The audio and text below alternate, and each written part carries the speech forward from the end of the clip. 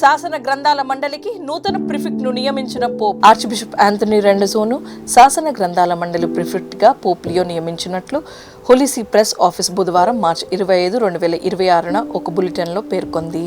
ఇప్పటి వరకు ఆస్ట్రేలియాలోని బ్రోకెన్ బే పీఠాధిపతిగా మరియు ఓసియానిక్ కథోలిక పీఠాధిపతుల సమాఖ్య అధ్యక్షుడిగా ఉన్న వీరికి పోప్ ఆర్చ్ బిషప్ అనే వ్యక్తిగత బిరుదును కూడా ప్రసాదించారు.